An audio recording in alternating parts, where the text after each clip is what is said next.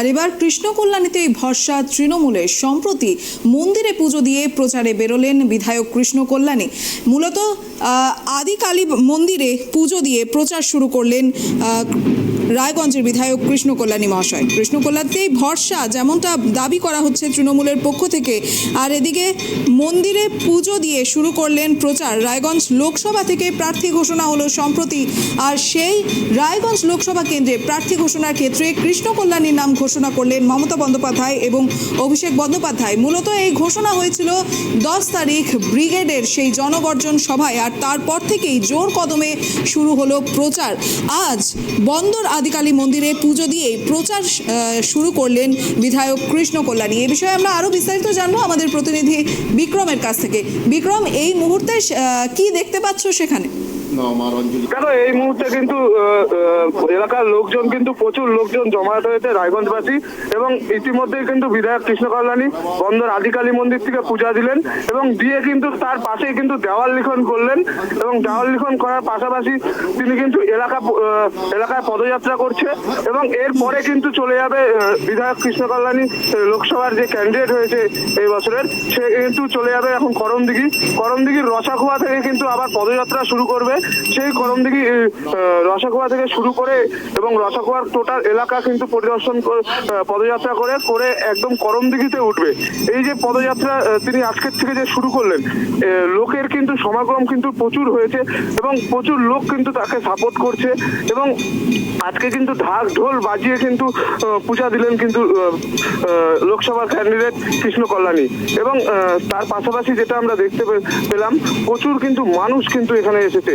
এবং যেই মানুষরা যে বিগত দিনে যে তৃণমূল কংগ্রেসের যে প্রার্থী দাঁড়াতো রায়গঞ্জ লোকসভায়, এর আগেও আমরা দেখেছি রায়গঞ্জ লোকসভা কিন্তু ক্যান্ডিডেট কিন্তু ভূমিপুত্র খুবই কম হয়েছে। এর আগের বছর যে ক্যান্ডিডেট হয়েছিল রায়গঞ্জ লোকসভা কেন্দ্রে কানাইলাল আগরওয়াল, সে কিন্তু হওয়াতে কিন্তু রায়গঞ্জের রাজনীতির মধ্যে কিন্তু একটা ব্যাপক টানাপোড়েন পড়েছিল, বিক্ষোভ হয়েছিল। কিন্তু এই বছর কিন্তু কৃষ্ণ কল্যাণী হওয়াতে, রায়গঞ্জ লোকসভার ক্যান্ডিডেট হওয়াতে তৃণমূলের মধ্যে কিন্তু কোনো দ্বন্দ্ব দেখা যায়নি। এই নিয়ে কিন্তু রায়গঞ্জ যে তৃণমূল কংগ্রেসের যে কর্মীরা আছে তারা কিন্তু খুশি হয়েছে। এবং এই যে আজকের থেকে প্রচার শুরু করলেন কৃষ্ণ কল্যাণী, তিনি কিন্তু আজকের থেকে লাগাতার প্রচার চালিয়ে যাবে। দিশা, একেবারে বিক্রম, তবে আরেকটা প্রশ্ন করবো তোমায়, যে সেটি হচ্ছে গিয়ে মূলত কি ধরনের সমস্যা এই প্রচারের মাধ্যমে উঠে আসতে পারে? দেখো, বিভিন্ন সমস্যা কিন্তু রায়গঞ্জ লোকসভা কেন্দ্রে রয়েছে। বিগত দিনের যে রায়গঞ্জ লোকসভার যে ক্যান্ডিডেট ছিলেন দেবশ্রী চৌধুরী, তিনি কিন্তু যথেষ্ট কাজ করার সত্ত্বেও কিন্তু রায়গঞ্জ লোকবাসীর মধ্যে কিন্তু তিনি জায়গা করতে পারেননি। কারণ না, রায়গঞ্জ লোকসভা কেন্দ্রের যে একটি দাবি ছিল লোকজনের, যে দিল্লির ট্রেন একটি দাবি ছিল, সেই ট্রেনটি কিন্তু লকডাউনের পরে বন্ধ হয়ে গেছিল। সেটা কিন্তু দেবশ্রী চৌধুরী প্রতিশ্রুতি দিয়েছিলেন যে সেই ট্রেনটি চালু করবে, কিন্তু এখন পর্যন্ত কিন্তু সেই ট্রেন চালু করতে পারেনি।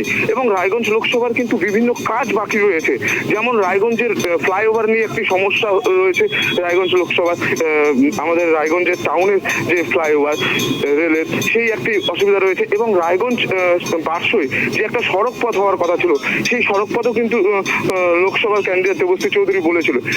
একটি কথা বলা যেতেই পারে, দেবশ্রী চৌধুরী বিভিন্নবার কিন্তু প্রতিশ্রুতি দিয়েছে, কিন্তু সেই কাজ কিন্তু করেনি। এবার এই কাজগুলো নিয়েই কিন্তু কৃষ্ণ কল্যাণী মূলত প্রচারে নেমেছে। এবং এখন দেখা যাক যে কৃষ্ণ কল্যাণী জেতার পরে যে এই কাজগুলি কি করবে, সেটা কিন্তু এখন রায়গঞ্জবাসীর মধ্যে কিন্তু একটা প্রশ্নচিহ্ন হয়ে দাঁড়িয়েছে। দিশা, একেবারেই ধন্যবাদ বিক্রম। আর এদিকে যেমনটা তৃণমূলের পক্ষ থেকে এবার দাবি করা হচ্ছে যে কৃষ্ণ কল্যাণীতেই তাদের ভরসা। মূলত আজ বন্দর আদিকালী মন্দিরে পুজো দিয়ে প্রচার শুরু করলেন বিধায়ক কৃষ্ণ কল্যাণী। রায়গঞ্জ লোকসভা কেন্দ্র থেকে প্রার্থী ঘোষণা হয়েছেন কৃষ্ণ কল্যাণী এবং তারপরেই আজ বন্দর আদিকালী মন্দিরে পুজো দিয়ে প্রচার শুরু করলেন। আর ইতিমধ্যেই শুরু হয়ে গেছে দেয়াল লিখন প্রক্রিয়া। আর যেমনটা ইতিমধ্যে আমাদের প্রতিনিধি জানালেন যে আজ যেখানে তিনি গিয়েছেন, অর্থাৎ এই বন্দর আদিকালী মন্দিরেও কিন্তু তার অনুগামীদের ভিড় কিন্তু পরিলক্ষিত হয়েছে। সাধারণ জনতাও ভিড় জমিয়েছেন। আর পাশাপাশি যেমনটা দেখা যাচ্ছে যে তাকে এই মুহূর্তে, অর্থাৎ প্রচারের মাধ্যমেই যদি এতটুকু সমর্থন করতে পারে, তাহলে ভোটের ক্ষেত্রে তার জেতার সম্ভাবনা কতটা জোরালো হতে চলেছে সে বিষয়ে চোখ থাকবে ট্র্যাক টিভির।